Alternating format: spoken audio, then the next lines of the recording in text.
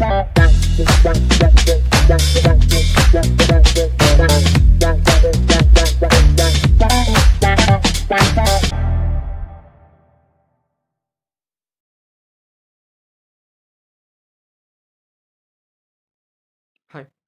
11 April 1955 बॉम्बेमधील Santa Cruz इथं एक विमान टेकऑफच्या तयारीत होतं.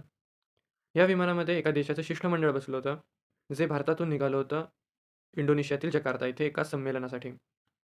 परंतु हे विमान, ते शिष्टमंडळ आणि त्या विमानाचा कॅप्टन हे एका व्ही-व्ही-आय-पी व्यक्तीची वाट बघत होते. परंतु ऐन वेळेला त्या कॅप्टनला रेडिओवरून एक संदेश मिळतो, की ह्या व्ही-व्ही-आय-पी व्यक्तीनं त्या वेळेला त्या विमानातून जाणं टाळलंय. पर्सनल रिझन्समुळं आणि हेल्थ इश्यूजमुळं तो व्यक्ती त्या वेळेला ऑनबोर्ड होऊ शकला नाही. आणि कदाचित त्या व्यक्तीचा हा निर्णय त्याच्या आयुष्यातला सगळ्यात मोठा आणि महत्त्वाचा निर्णय ठरला.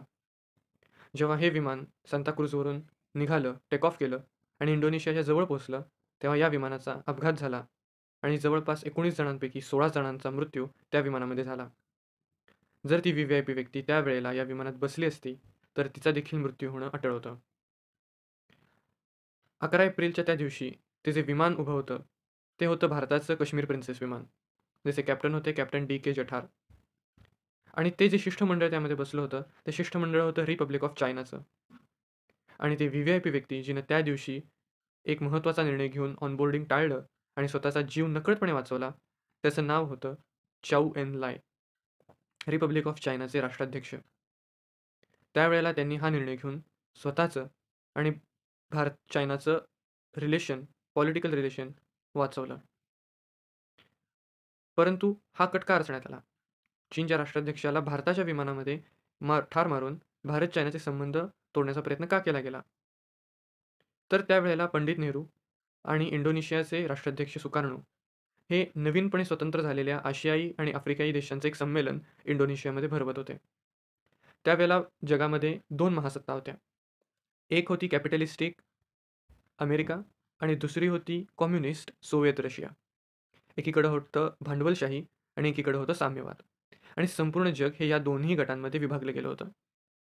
परंतु भारत आणि भारतासारखे अनेक असे देश जे नवीनपणे स्वतंत्र झाले होते, त्यांच्यासमोर समस्या होत्या बेरोजगारी, गरिबी, भूकमरी आणि अनेक आरोग्याच्या रिलेटेड असणाऱ्या समस्या. असे देश जे नवीनपणे स्वतंत्र झालेत, ते स्वतंत्र झाल्याच्या लगेच जागतिक पातळीवरच्या युद्धामध्ये सहभाग घेऊ इच्छित नव्हते. आणि यासाठीच पंडित नेहरू आणि सुकार्णो यांनी पुढाकार घेऊन हे संमेलन भरवण्याचं ठरवलं नॉन अलाइनमेंटसाठी. ना अमेरिकेच्या पारड्यात, ना सोव्हिएत रशियाच्या पारड्यात. अलिप्त राहून आपापल्या देशाचं स्वातंत्र्य टिकवणं आणि आपापल्या देशाची प्रगती करणं ह्यावर लक्ष केंद्रित करण्यासाठी हा अजेंडा डोळ्यासमोर ठेवून हे संमेलन इंडोनेशियामध्ये भरवण्यात येणार होतं. आणि यामध्येच पार्टिसिपेट करायला चौ एन लाय भारतातून इंडोनेशियाला चालले होते. चौ एन लाई हे चायनाचे राष्ट्राध्यक्ष होते. आणि जर त्यावेळेला त्यांचा काश्मीर प्रिन्सेसच्या अपघातात मृत्यू झाला असता, तर जागतिक पातळीवर भारताचे आणि चीनचे संबंध खराब झाले असते आणि कुठे ना कुठेतरी भारतावर या कटाचा आरोप आला असता. ज्या वेळेला ही बातमी जगभरात पसरली, की काश्मीर प्रिन्सेसचा समुद्रामध्ये अपघात झालाय आणि त्यामध्ये जवळपास 16 जणांचा मृत्यू झालाय आणि ह्याच प्लेनमध्ये चायनाचे राष्ट्राध्यक्ष प्रवास करणार होते. तेव्हा चीनच्या रेडिओनं ओपनली हा मेसेज डिक्लेअर केला, की भारत आणि चायनाचे संबंध बिघडवण्याचा हा कट केला जातोय.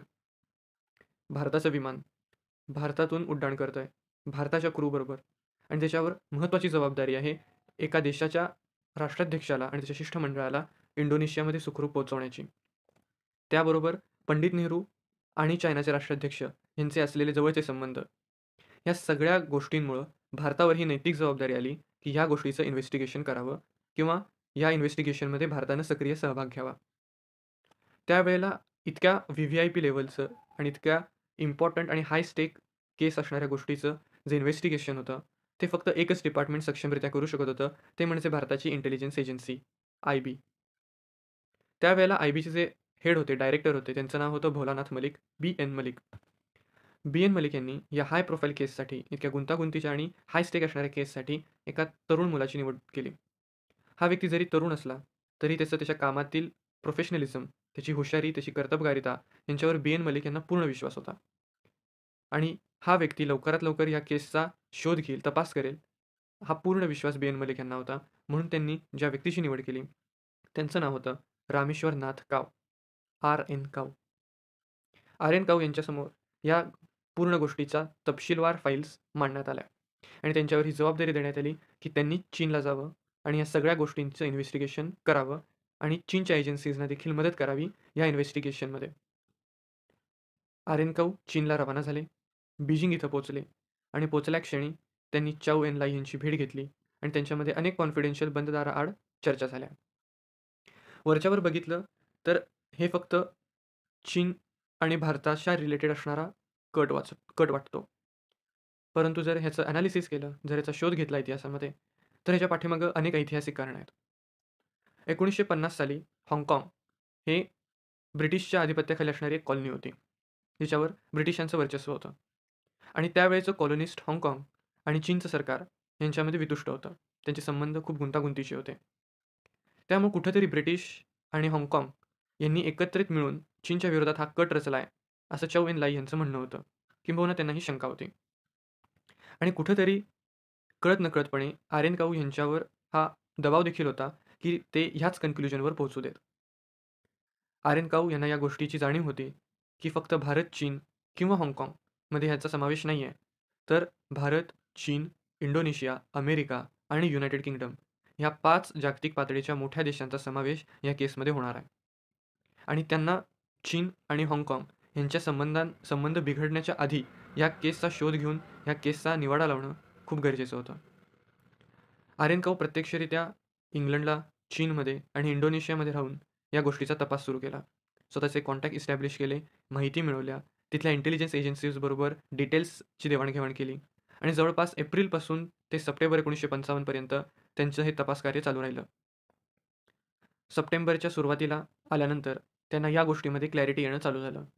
हळू-हळू ही केस उलगडत गेली आणि सप्टेंबरच्या शेवटपर्यंत त्यांनी या केसचं फायनल इन्व्हेस्टिगेशन हे चाऊ एन-लाई यांच्या टेबलावर मांडलं. आर.एन. काऊ यांच्या मते जो मेन सूत्रधार होता आणि जो हँडलर होता, ज्यानं हा जो कट आहे हा एक्झिक्यूट केला, ज्यानं प्रत्यक्षरित्या काश्मीर प्रिन्सेसमध्ये टाईम बॉम्ब लावला, या 2 वेगवेगळ्या व्यक्ती होत्या. जो व्यक्ती काश्मीर प्रिन्सेसमध्ये टाईम बॉम्ब लावण्यासाठी कारणीभूत होता, त्याचं नाव होतं चाऊ चू. चाऊ चू हा एक तैवानी नागरिक होता आणि तो एका एअरलाईन कंपनीमध्ये नोकरीला देखील होता. त्यामुळे त्याच्यासाठी विमानाचा कमजोर भाग निवडून तिथं गुप्तपणे टाईम बॉम्ब लावणं खूप सहज होतं. ह्यानंच काश्मीर प्रिन्सेसमध्ये टाईम बॉम्ब लावला होता. परंतु हा त्यामागचा मुख्य सूत्रधार नव्हता. त्यामागचा सूत्रधार होता चियांग कायशेक.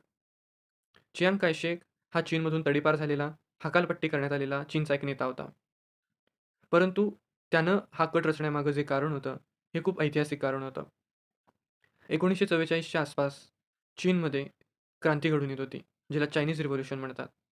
हे चायनीज रिव्होल्यूशनमध्ये सिव्हिल वॉर घडून येत होती चियांग कायशेक आणि चायनीज कम्युनिस्ट पार्टी यांच्यामध्ये.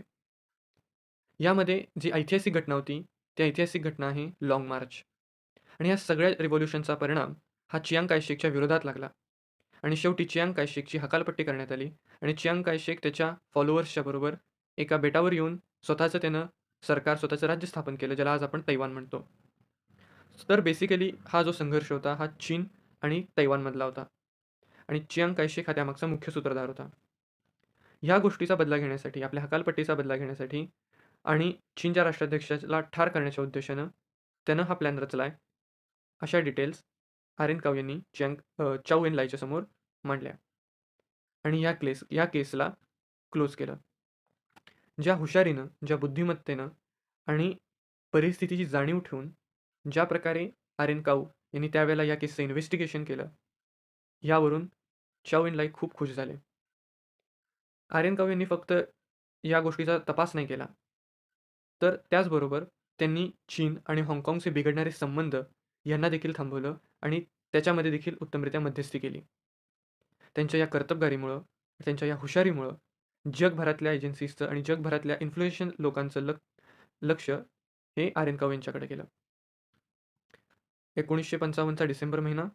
आर.एन. काऊ एका हिरोप्रमाणे, परंतु तेवढ्याच सिक्रेटली पुन्हा भारतात परतले. कुठेही गवगवा नाही, कुठेही गाजावाजा नाही. परंतु एका व्यक्तीचं लक्ष त्यांच्या या कामगिरीकडे गेलं आणि ती व्यक्ती दुसरी-तिसरी कोणी नसून होत्या श्रीमती इंदिरा गांधी. त्यावेळेला काँग्रेसमध्ये नुकताच प्रवेश करून त्याची सूत्र हातात घेतली होती. पंडित नेहरू यांच्या अंडर त्या काम करत होत्या आणि त्यांचं लक्ष आर्यन काऊ यांच्या या डेलिगेट आणि मोस्ट इम्पॉर्टंट केसकडे गेलं. त्यावेळेला ना इंदिरा गांधींना माहिती होतं, ना आर्यन काऊ यांना माहिती होतं, की पुढे एकत्रितपणे ह्या दोघांची जोडी कुठल्या प्रकारचे ऑपरेशन्स रन करणार आहेत. कशाप्रकारे हे दोघे पुढे जाऊन आशियामध्ये एका नव्या देशाची निर्मिती करणार आहेत आणि इतिहासात पहिल्यांदाच एका देशाचे 2 स्वतंत्र तुकडे करणार आहेत. आर्यन काऊ यांच्या ह्याच हुशारीवर आणि ह्याच कर्तबगारीवर विश्वास ठेवून पुढे रिसर्च अँड ॲनालिसिस विंगला उभा करण्याची आणि यशस्वीरित्या त्याला रन करण्याची जबाबदारी देखील इंदिरा गांधींनी आर्यन काऊ यांच्याकडे दिली. Thank you.